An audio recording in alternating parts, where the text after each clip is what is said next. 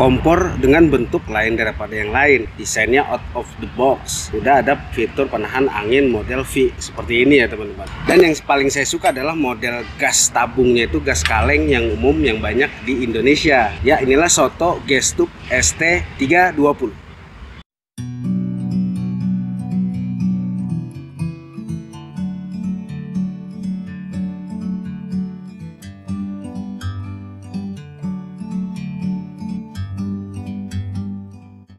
Di dalam kardus dapet tas warna hitam gini ya teman-teman. Kayaknya bahannya kanvas sih. Lalu pas kita buka ada kotak kompornya nih. Bentuknya mirip buku saku gini ya. Dan ini bukan kompornya ya teman-teman, tapi rumah kompornya atau tempat naruh kompornya dengan bahan stainless steel yang kokoh dan solid sih. Di dalam case atau rumah kompornya ini tersimpan kompor Soto Gas Tube ST320. Dan juga di dalam tas warna hitam ini juga ada pot support atau tatakan buat alat masaknya. Dan ada buku manual berbahasa Jepang semuanya ya teman-teman, nggak ada bahasa Inggrisnya. Untuk spek di atas kertas itu yaitu material kompornya stainless steel, terus tenaga pembakarannya diinfokan itu 2,1 kW. Untuk dimensinya ketika masih dalam keadaan terlipat di dalam case stainless steel ini, itu panjangnya 14,2 cm kali 7,8 cm kali 2,5 cm. Dan ketika terbuka itu panjangnya 19,5 cm kali 15,3 cm kali 7,7 cm. Untuk berat kompornya ketika di dalam pons atau tasnya itu seberat 434 gram. Tapi kalau buat kompornya aja sih beratnya 373 gram ya teman-teman. Kompor dengan bentuk kayak buku saku gini saya rasa cuman satu-satunya deh di dunia. Kalau dilihat sekilas pas kompornya masih dalam case stainless steel ini, nggak nyangka kalau ini adalah kompor ya teman-teman. Terus ada logo sotonya ya teman-teman, simple dan sederhana di bagian sisi case stainless steel. Case stainless steelnya juga ini kokoh dan solid ya. Lalu ada bagian kaki-kaki kompor ini ya teman-teman. Ini juga sebagai pengunci case-nya sih. Case atau rumah stainless steel ini selain tempat penyimpanan kompor, berfungsi juga sebagai rumah kompor dan juga berfungsi sebagai windshield atau pelindung angin ketika kompor sudah terpasang di case stainless steel ini ya teman-teman. Untuk bentuk kompornya sih persegi panjang ya. Bagian semburan apinya atau burnernya itu menggunakan bahan aluminium cor sepertinya. Lalu ada electric piezo ignition ya, atau pematik apinya ya teman-teman. Nah, ini ada plat stainless steel sebagai pelindung panas untuk gas kalengnya. Solid banget sih ini pas dipegang. Lalu di bagian belakang ada valve atau tempat buat pemasangan gas kalengnya. Sepertinya ini bahannya kayak plastik gitu ya, tapi plastik yang solid nih, keras banget sih. Oke, kita masuk ke cara pasang kompor dan gasnya teman-teman. Pastikan switch gas dalam keadaan tertutup ya teman-teman, dengan memutar ke arah kanan. Yang pertama itu kita pasang dulu gas kalengnya di kompor. Masukkan bagian yang menonjol keluar ini masuk ke lubang gasnya teman-teman. Posisikan coakan gas kaleng yang sejajar dengan dua lubang kecil di konektor gasnya yang ada di sebelah kanan ini. Lalu dorong gasnya sambil diputar ke kiri atau berlawanan arah jam. Lalu kita pasang kompornya, selipkan celah kecil pada bagian kompor ke bagian lancip atau bentuk segitiga yang terletak di sisi rumah kompornya. Terus badan kompor agak ditekan sedikit ya teman-teman untuk pengunciannya. Tinggal nyalain kompornya aja dengan memutar switch gas ke arah kiri. Terus pencet piezoelektriknya atau pematik apinya. Lalu jangan lupa pasang support pennya atau tatakan buat pancinya ini ya teman-teman. Untuk mencopot gas dan kompornya, pertama tekan bagian plat stainless steel yang kayak per gini ya, kalau dipencet tuh kayak per teman-teman. Terus tinggal copot bodi dari kompor tersebut ya teman-teman. Terus copot gasnya dengan menekan sambil putar ke arah kanan dan tarik gas kalengnya keluar. Setelah selesai penggunaan kompornya, jangan lupa untuk masukin lagi ke dalam rumah kompornya. Dengan cara yang pertama, posisikan case-nya seperti ini ya teman-teman. Logo Soto menempel di bawah tanah atau permukaan logo Sotonya di bawah. Dalam keadaan switch gas tertutup, putar switch gas kompor ke arah kiri sedikit 90 derajat. Lalu masukkan kompor dengan posisi burner di bagian segitiga case kompornya. Pastikan bisa menutup sempurna ya teman-teman. Oke, kita masuk ke pengujian merebus air sebanyak 1 liter dengan menggunakan nesting material stainless steel.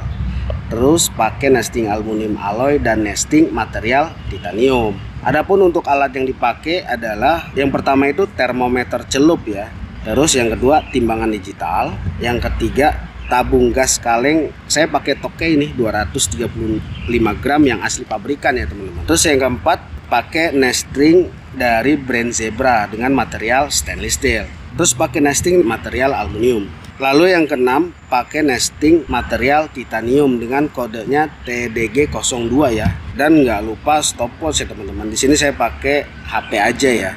Oke, kita masuk ke uji nesting dengan material stainless steel. Jadi hasil yang didapatkan untuk merebus air sebanyak 1 liter menggunakan nesting material stainless steel ini adalah waktu didihnya itu 5 menit 46 detik. Konsumsi gas ketika merebus airnya itu sebanyak 12 gram. Konsumsi gas per jamnya itu dihitung bisa memakan 124,9 gram per jam ya teman-teman. Di daya kompornya itu 1,7 kW. Nilai efisiensinya itu didapatkan 43,2%. Oke, kita ke nesting aluminium alloy ya. Untuk nesting aluminium alloy dihasilkan waktu didihnya itu 5 menit 23 detik. Konsumsi gas ketika merebus air itu sebanyak 13 gram. Jadi konsumsi gas per jamnya itu dihitung 144,9 gram per jam. Di daya kompornya itu 2 kW. Nilai efisiensinya itu didapatkan 39,9%. Oke, kita lanjut ke nesting titanium ya teman-teman. Untuk waktu didihnya di nesting material titanium ini selama 5 menit 26 detik. Konsumsi gas ketika merebus air itu sebanyak 14 gram. Konsumsi gas per jamnya itu 154,6 gram. Di daya kompor 2,1 kW. Nilai efisiensinya itu didapatkan 37,1%. Oke, kita masuk ke grafik perbandingan. Untuk waktu didih, urutan dari yang tercepat dulu ya teman-teman. Urutan yang tercepat yang pertama itu dimenangkan oleh aluminium alloy dengan waktu 5 menit 23 detik. Terus yang kedua itu titanium dengan durasi 5 menit 26 detik. Dan yang paling lama itu dengan material nesting stainless steel, yaitu 5 menit 46 detik.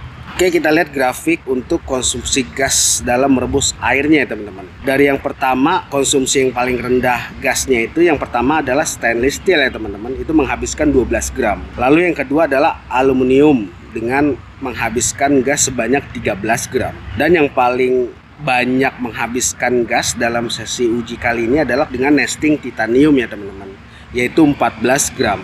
Oke, kita lihat konsumsi gas per jamnya. Dalam waktu 1 jam, berapa sih gas yang dihabiskan ketika menggunakan kompor Soto Gas Tube ST320 ini ya teman-teman. Yang pertama itu yang paling sedikit menghabiskan gasnya itu ketika menggunakan nesting stainless steel, yaitu bisa menghabiskan 124,9 gram. Yang kedua itu aluminium alloy sebanyak 145 gram. Yang ketiga titanium, yaitu 154,6 gram. Oke, kita langsung ke grafik daya kompornya ya teman-teman. Yang pertama itu daya kompor yang paling kecil itu di stainless steel ya teman-teman, itu dapat 1,7 kW. Yang kedua aluminium yaitu 2 kW. Dan yang ketiga itu titanium ya teman-teman, 2,1 kW. Nah, titanium ini dengan nilai daya kompornya 21 kW ini sama dengan informasi yang ada di manual book ya teman-teman. Oke, kita langsung masuk ke perbandingan efisiensinya teman-teman. Yang pertama itu efisiensi yang paling tinggi itu yaitu menggunakan nesting stainless steel. Didapatkan efisiensinya itu 43,2%. Yang kedua aluminium alloy dengan mendapatkan 39,9%. Terus yang ketiga itu titanium ya teman-teman, efisiensinya itu 37,1%. Jadi terlihat di sini ya teman-teman bahwa dengan kompor soto gas tube ST320 ini, dalam uji skenario yang saya lakukan ini, nesting stainless steel ini yang paling hemat penggunaan bahan bakarnya ya, atau penggunaan gasnya ya teman-teman. Tetapi memang waktu didih yang tercepat itu menang aluminium alloy ya. Ya beda 23 detik lah lebih cepat aluminium alloy daripada stainless steel. Oke, untuk harga kemarin saya beli di Tokped itu 1.440.000 belum ongkir ya teman-teman. Nanti saya sertakan link pembeliannya di deskripsi ya teman-teman. Teman-teman bisa cek aja. Demikian review singkat kompor soto gas tube ST320 ini ya teman-teman. Teman-teman tadi udah bisa lihat bahwa kompor gas tube ST320 ini performance-nya atau efisiensinya cukup baik ketika menggunakan nesting material berbahan stainless steel. Tapi tidak menutup kemungkinan akan berbeda dengan pengujian atau penggunaan di lingkungan atau situasi yang berbeda. Tapi mudah-mudahan ini bisa menjadi gambaran umum tentang berapa sih atau gimana sih performance dari soto gas tube ST320 ini. Semoga bisa membantu ya teman-teman. Terima kasih. Wassalamualaikum warahmatullahi wabarakatuh.